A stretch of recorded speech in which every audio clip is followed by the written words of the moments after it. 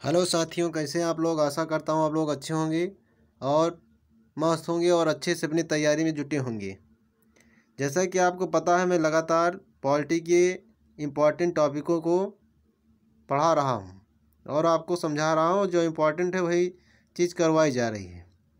तो उसी के क्रम में, जैसा कि मैंने पिछली क्लास में आपको जो है संविधान में जो स्वतंत्रताएँ आपके लिए निहित हैं उसके बारे में हमने बात की थी, जो कि हमने 27 अनुच्छेद तक कर लिया था जो इम्पोर्टेंट थे। जैसे आर्टिकल यानी अनुच्छेद 21 है, 21 का है। जितने भी इम्पोर्टेंट आर्टिकल हैं उन सब के बारे में हमने बात कर ली है।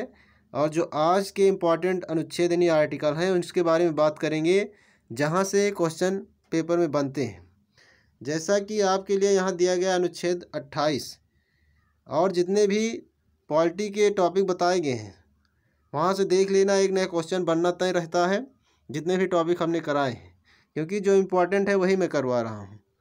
तो आज का जो ये टॉपिक है पॉलिटी का, अनुच्छेद 28 से है और जितने इम्पोर्टेंट अनुच्छेद हैं आज करवा दिए जाएंगे आपकी। तो अनुच्छेद 28 की बात करें कि किस चीज़ की बात करता है, तो राज्य विधि से पूर्णतः पोषित किसी शिक्षा संस्था में कोई धार्मिक शिक्षा नहीं दी जाएगी। ऐसे शिक्षण संस्थान अपने विद्यार्थियों को किसी धार्मिक अनुष्ठान में भाग लेने या किसी धर्मोपदेश बलात् सुनने हेतु बाध्य नहीं कर सकते हैं। तो अनुच्छेद आपका 28 ये बताता है कि कोई भी जो संस्था है वो अपने विद्यार्थियों को यानी किसी विशेष धर्म के बारे में सुनने के लिए या उसके विचारों का पालन करने के लिए बाध्य नहीं कर सकता है।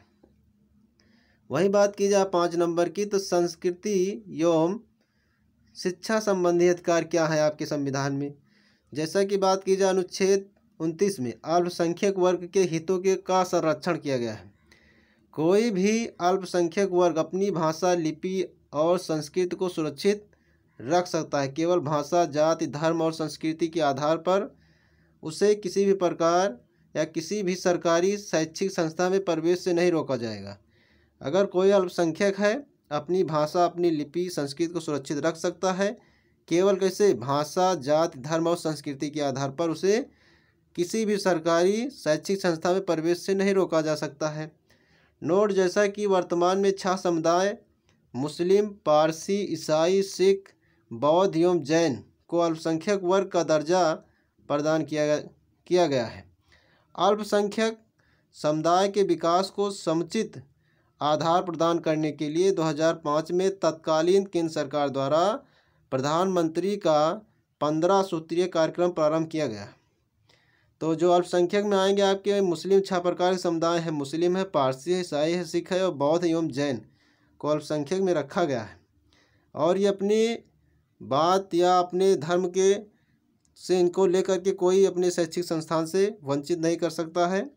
वहीं बात की जाए अनुच्छेद 30 की, तो शिक्षा संस्थानों की स्थापना और प्रशासन करने का अल्पसंख्यक वर्गों का अधिकार। कोई भी अल्पसंख्यक वर्ग अपनी पसंद का शैक्षणिक संस्था चला सकता है और उसे सरकार अनुदान देने में किसी भी तरह का भेदभाव नहीं करेगी। तो अल्पसंख्यक के लोग जो है, अल्पसंख्यक किसी भी वर्ग अपनी पसंद शैक्षिक संस्था चला सकता है। सरकार उसे अनुदान देने से किसी भी तरह से भेदभाव नहीं करेगी। आगे है संवैधानिक उपचार का अधिकार। संवैधानिक उपचारों के लिए अधिकार को डॉक्टर भीमराव अम्बेडकर ने संविधान की आत्मा कहा है, जो कि कई बार क्वेश्चन पूछा जाता है कि संविधान की आत्मा कौन से अनुच्छेद को डॉक्टर भीमराव अम्बेडकर ने कहा है। तो 32 अनुच्छेद 32 को डॉक्टर भीमराव अम्बेडकर ने संविधान की आत्मा कहा है, जो कि बहुत बार पूछा जाता है। अनुच्छेद 32 इसके अंतर्गत मौलिक अधिकारों को परिवर्तित कराने के लिए समुचित कार्रवाइयों द्वारा उच्चतम न्यायालय में आवेदन करने का अधिकार प्रदान किया गया है। इस संदर्भ में सर्वोच्च न्यायालय को 5 तरह के समावेश यानी रिट निकालने की शक्ति प्रदान की गई है। तो यह क्वेश्चन बहुत इंपॉर्टेंट है, 1 नंबर यहाँ से बन सकता है आपका कि संविधान की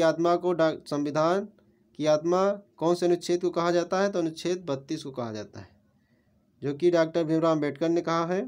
नंबर 1 बात की जाए शक्ति प्रदान करने की 5 तरह के समावेश निकालने की शक्ति प्रदान की गई। नंबर 1 बंदी प्रत्यक्षीकरण का, नंबर 2 परमादेश, नंबर 3 प्रतिषेध लेख, नंबर 4 उत्प्रेषण और नंबर 5 है आपका अधिकार प्रेक्षा लेख। ये 5 प्रकार के आपके जो है उच्चतम न्यायालय में आवेदन करने का अधिकार प्रदान किया गया है।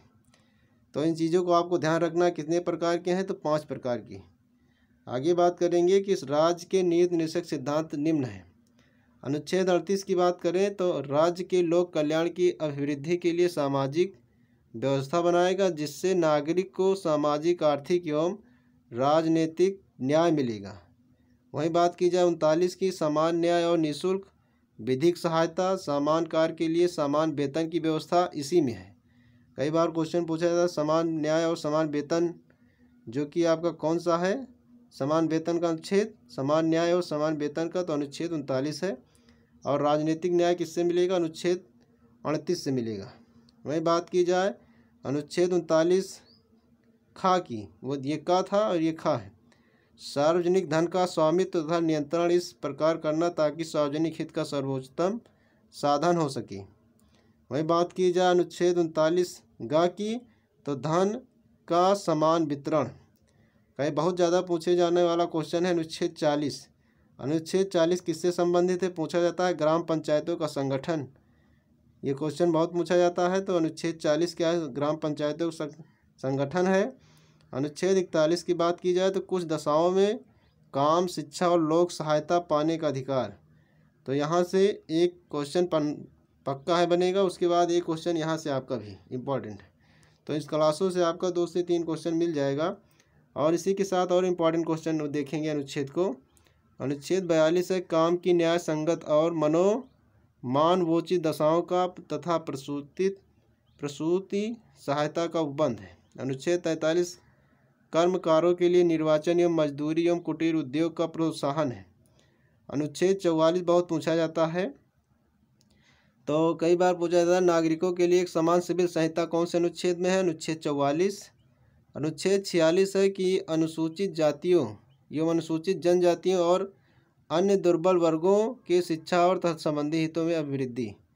47 की बात की जाए पोषाहार, जीवन स्तर को ऊंचा करने तथा लोक स्वास्थ्य का सुधार करने का राज्य का कर्तव्य है, अनुच्छेद 47। और अनुच्छेद 48 भी पूछा जाता है कि कृषि एवं पशुपालन का संगठन कौन से अनुच्छेद से है, अनुच्छेद 48 है। अनुच्छेद 48 का में पर्यावरण संरक्षण तथा संवर्धन और वन एवं वन्य जीवों की रक्षा अनुच्छेद 48 में है। वहीं बात की जाए अनुच्छेद 49 में तो राष्ट्रीय महत्व के स्मारकों, स्थानों व वस्तुओं का संरक्षण। अनुच्छेद 50 की बात करें तो कार्यपालिका एवं न्यायपालिका का पृथक्करण है।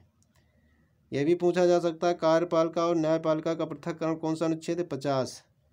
अनुच्छेद 51 कहें तो अंतर्राष्ट्रीय शांति और सुरक्षा की अभिवृद्धि है। यह उपरोक्त अनुच्छेद के अतिरिक्त कुछ ऐसे अनुच्छेद भी हैं जो राज्य के लिए निर्देशक सिद्धांत के रूप में कार्य करते हैं, जैसे अनुच्छेद 350 प्राथमिक स्तर पर मातृभाषा में शिक्षा देना। अनुच्छेद 51 हिंदी को प्रोत्साहन देना। हिंदी को प्रोत्साहन देना तो क्या है, अनुच्छेद 51 जो कि हिंदी के लिए 343 से 351 अनुच्छेद के बीच में बात की गई भाषा की। तो यहाँ से आपको कई बार क्वेश्चन पूछा जाएगा हिंदी को प्रोत्साहन कौन से अनुच्छेद के तहत दिया गया है, तो आपका 51 है, 51 के यानी 351 है। और प्राथमिक स्तर पर बात की जाए तो आपका क्या है, ये आपके मातृभाषा यानी प्राथमिक स्तर पर मातृभाषा में शिक्षा देने के लिए बात करती हैं। तो इस प्रकार से क्वेश्चन बनेंगे। तो इन चीज़ों को आपको ध्यान में रखना है जिससे कि पेपर में आपका क्वेश्चन छूटे ना। तो इसी के साथ हम अपनी वाणी को विराम देना चाहते हैं। जय हिंद, जय भारत।